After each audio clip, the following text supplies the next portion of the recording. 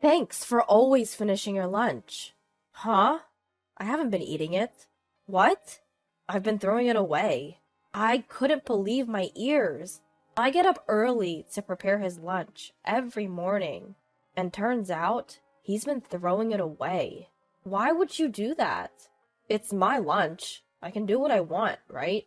I was heartbroken.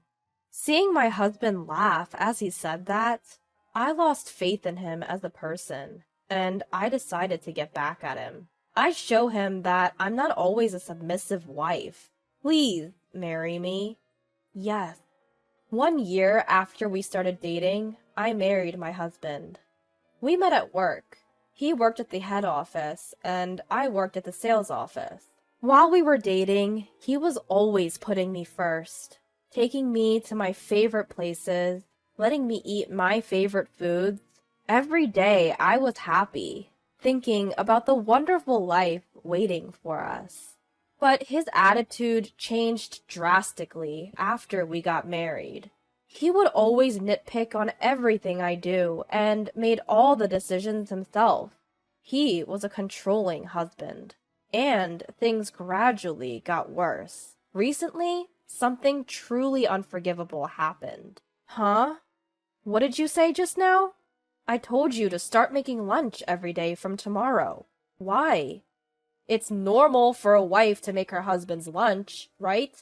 3 years into our marriage, my husband suddenly started saying this. I work too, so I'm busy in the mornings. Honestly, I don't want to take on more than I have to. We used to eat lunch separately, so why the sudden change? I was puzzled. I don't want meal preps. I want freshly made ones every morning. From that day on, I started getting up at 5 a.m. to make his lunch. I wasn't particularly good at cooking to begin with, and even making something as simple as scrambled eggs took a considerable amount of time. So, preparing the side dishes for lunch from morning was quite a task. Because of this, I got less sleep, and it was extremely tough. And then came that night. Seeing the empty lunchbox in the sink, I felt relieved, thinking, oh, he ate it all. From then on, I made his lunch every day, but he never expressed any opinion. So, out of curiosity, I asked him, by the way, is there anything particular you want in your lunch? No, not really. I see. I thought you liked it since you always finish it. Huh? I haven't been eating it. What? I've been throwing it away. I couldn't believe my ears. I was baffled as to why he would throw away the lunch I got up early every morning to make. Why would you do that? Well, your cooking is bland. It doesn't make me want to eat. But I get up early and put a lot of effort into making it. Then make something that makes me want to eat. But you don't have to throw it away. You made it for me. I can do whatever I want with it. I couldn't believe it. Why would he have me make lunch in the first place? When I asked him, he nonchalantly responded, because it's fun. He made me make lunch just so he could throw it away. I never thought he would do such a thing. I was so heartbroken that I cried myself to sleep that night and didn't make his lunch the next day. Then my husband got furious. I saw no point in preparing his lunch, knowing that he won't have it. But if I snapped back, I knew he would throw a temper, so I decided to fix his lunch again, starting the next day. But it's going to be thrown away anyway. Feeling more and more hollow each day as I made his lunch, I gradually began to prepare fewer items. You've been slacking off recently, haven't you? Do you think I wouldn't notice? I'm sorry, but if you're not going to eat it, it's the variety of food that makes me feel refreshed when I throw it away. Don't you get it? I don't understand at all. And because of my lack of sleep every day, I was so weakened that I started making mistakes at work. That's when I heard a certain rumor. It was that my husband was bad-mouthing me. When I asked my colleague, who went on a business trip from our sales office to the headquarters for details, he was apparently saying things like, useless wife, and she can't do anything without me. She has no will of her own. It's bad enough that he's saying these things behind my back, but hearing such a thing, I can't just sit back and take it. On the weekend, to confirm the truth, I asked a close friend who works at the headquarters, Mickey. I've heard it too. Really? Well, your husband's basically harsh on women. I don't know if it's because he's good at his job, but he seems to think that women should only be assigned to make photocopies or something. No way. He wasn't like that before you got married. Did you do something? It's the other way around. I'm the one being treated poorly. How's he treating you? I told Mickey about him throwing away my lunch. As she listened, she got very angry and hugged me as she cried. You've been very patient. I can't imagine how hard it must have been. Why are you crying, Mickey? I'm crying for you, idiot. But that's unacceptable. He needs to learn his lesson. That's true. He's wronged you. Are you not considering getting a divorce? I have concerns about money right now. You can handle that. I'm more worried about you. You're numb to the pain even after being mistreated like that. That's a sign you're not okay. It's not like I'm numb. I'm pissed. Then Mickey looked at me intently. Do you want to get a divorce? That's... In reality, the word divorce had been hovering in my mind. Fortunately, we had no children. I found myself wondering if I should continue living with my abusive husband for the rest of my life. To think things through, I wanted to make use of this opportunity. I looked straight into Mickey's eyes and said, "There's something I want to try. Will you help me?" "Of course. Thank you. I want to use your position."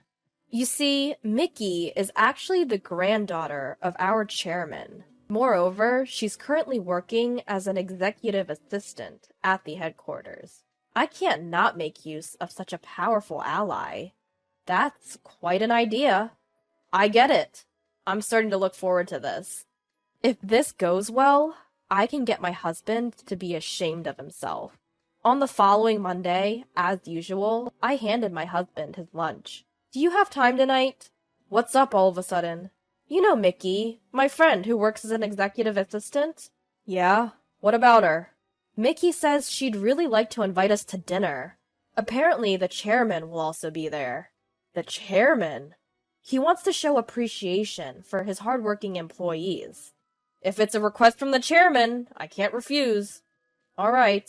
I thought he would be suspicious, but surprisingly, he agreed quite easily. Perhaps he was pleased with the thought of being invited by the chairman. With that, everything was in place. After work, I met up with my husband and confirmed, once again, that he had thrown away his lunch. Then we went to the restaurant specified by Mickey for dinner with the chairman. Feeling good about the fancy place, my husband began to boast about how competent he was. Today, I finished my work early and helped my colleagues. You know, being reliable is hard work when you're this good at your job. Is that so? The chairman's granddaughter is beautiful, and she's an executive assistant, so I bet she's good at her job, too. I'm just doing my job like everyone else. You don't need to be so humble. You're far different from my wife. He got on my nerves a bit, but the chairman moved on to the main topic. You get a packed lunch from your wife every day, don't you? Yes, she does work hard on that. What a wonderful thing! A lovingly prepared lunch from your wife. But it's the same thing every day. I'd like something extravagant once in a while. That's not something you should expect from your wife. Really? Don't you, as a chairman, get extravagant lunches? I prefer something simple. It's an everyday thing, after all. Oh, you're just joking. You've even arranged for us to eat in such a wonderful place today. My husband's attitude was completely different from usual. He must be trying to put on a good show in front of the chairman. I watched nervously, not knowing how it would turn out. So, you don't cook? The chairman asked. Cook? No, that's woman's work. I don't think that's the case nowadays. I think it's normal for men to work outside home, and for women to take care of home. We both work, but ideally, I'd like my wife to stay at home. Really? Men are breadwinners, and women are homemakers. That's how it's supposed to be. That's a rather old-fashioned way of thinking. Really? I think all men in the world would think the same way.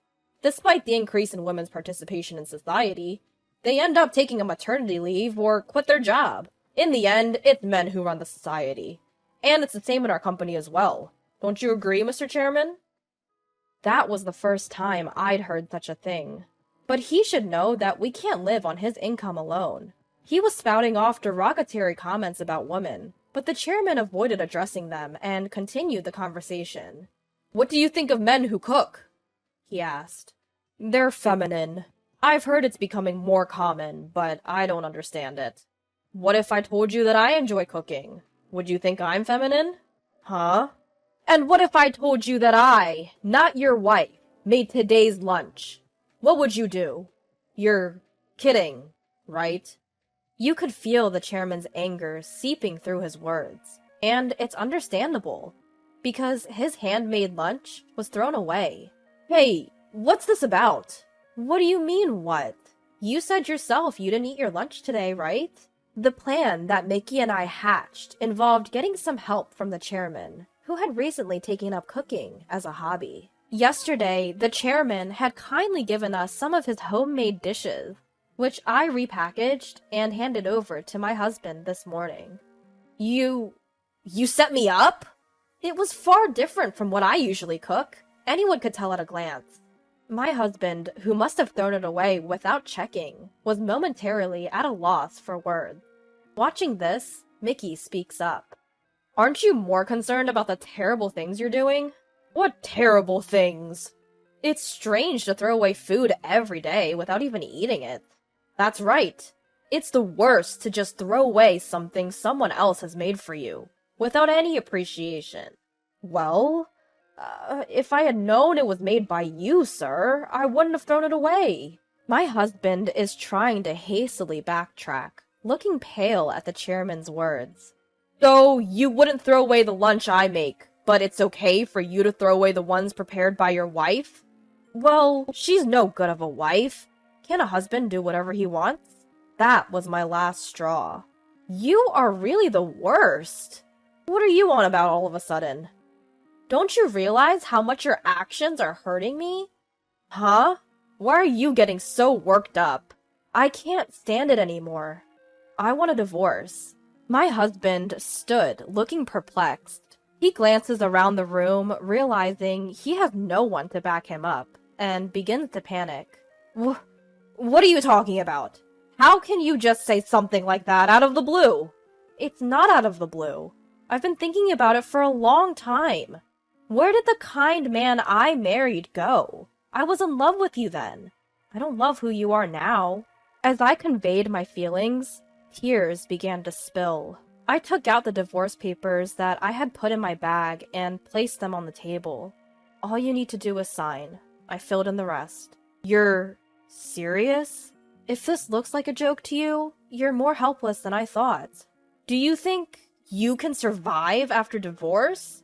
"I'll be fine. I'll be getting alimony from you after all." "What?" Watching this scene, the chairman began to speak. "You seem to have some prejudices against women." "That's not what I mean. I've heard from my granddaughter about your attitude towards our female employees. Coupled with this incident, this isn't something I can overlook as a chairman." "What are you talking about?" "I'll let my son, the president, know about this." "Wait, sir! I can't lose my job now!" "Before worrying about your job, there are other things you should do first." Taken aback by the chairman's angry voice, my husband was at a loss for words. Not once have you apologized. When you do something wrong, you apologize. Even a kid in elementary school knows that. I'm very sorry. Not to me, to your wife. Can't you even understand that? You're making me sick. Mickey, let's go." "Sure. Linda, let's go." "Huh? What are you waiting for? You're not going back home, right? You're coming with us."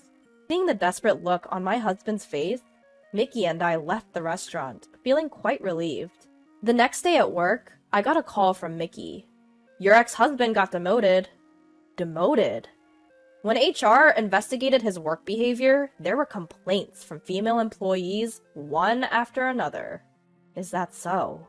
And apparently his performance in sales has plummeted. He deserves it.